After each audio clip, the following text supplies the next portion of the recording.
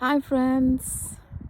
This Good Friday, I would like to encourage you all to do something that we have done as children, which our dad suggested we do, which is to read the story of crucifixion from all the four Gospels.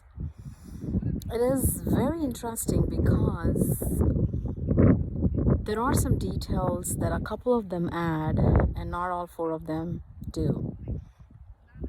Luke adds a detail about Peter's denial that the other three did not.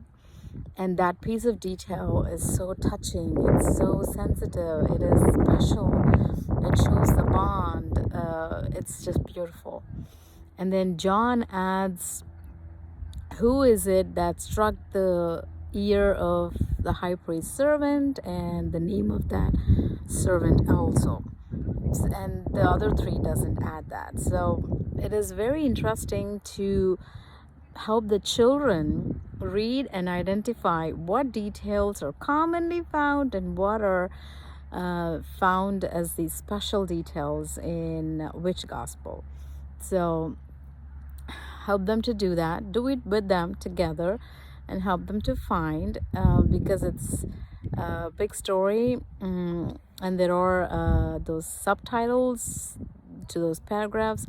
Maybe give them a clue or a hint to find where it is, and just make it interesting so that they will sit and read through all the four Gospels.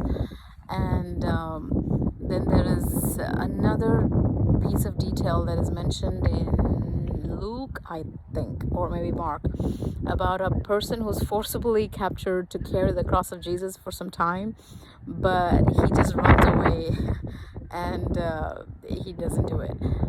That piece is mentioned only in that gospel, just one verse, but it is mentioned. So, and also there is this beautiful thing before the crucifixion story starts in the Gospel of John, chapter 17, and it is subtitled, or the side heading is titled as High Priestly Prayer.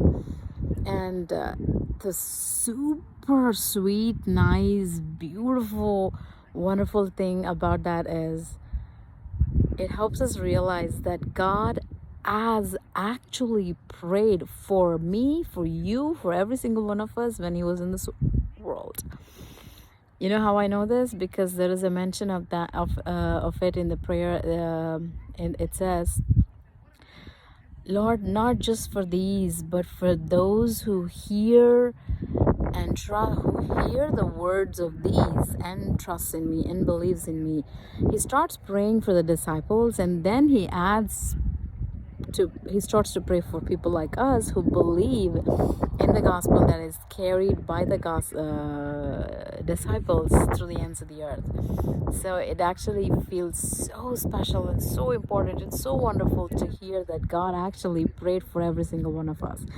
And not just for that, but he also says, Lord, protect them from the evil one. Lord, help them to, Father, help them to see the glory which you have shared with me.